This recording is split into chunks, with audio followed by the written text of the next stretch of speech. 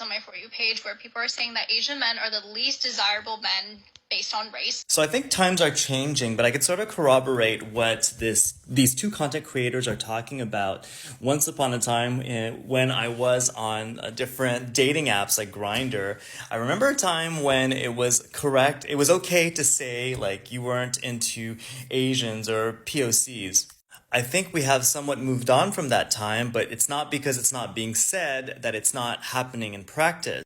And just as a reference, I would be curious to see what the results are now, but once upon a time, I read this book called Dataclysm. So it's been a while because this book came out in 2014, and the author of this book, this was, by the way, a New York Times bestseller, and this book, which was by Christian Rudder, who was one of the co-founders of OkCupid, took a whole bunch of big data and analyzed it. So he took the data of OkCupid, of Google, and of Facebook at the time to kind of create a portrait of who we are. And with this data, we're talking about big data. If you don't know what that is, that's like millions and millions and millions of people that they're analyzing. So with that kind of sample, you start seeing patterns.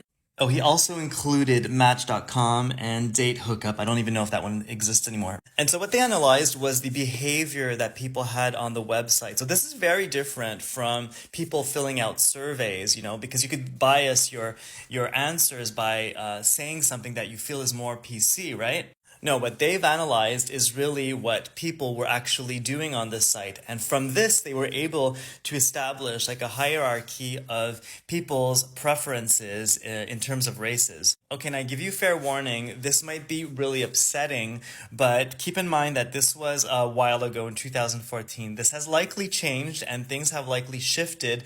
However, it's really, really interesting to see where we're coming from, and likely some of this still remains now. So this sheet on page 115 kind of plots people's preferences based on the average. So in this particular case, we have men rating women. So men based on their ethnicity, evaluating women based on their ethnicity. So for example, on OkCupid, Asian men would see Asian women as 18% more attractive than the average, and so on and so forth. So if we look here, if you look at this column here, this is the column of men, depending on their ethnicity, evaluating, Asian women. So that seems pretty positive. You have like the column for black women, pretty negative here. Latinas, pretty positive, and for white women, it's pretty positive as well. And I'll give you a moment to take a snapshot of this, but again, this is men reviewing women based on ethnicity. Okay, so let's do the same thing where women are evaluating men. So I'll give you a moment to take a snapshot of this as well. Okay, so here we see something pretty new compared to the one that we just saw. Look at this is the column for Asian men. So all women of different ethnicities we're looking at the red, right? View Asian men as lesser attractive than the average.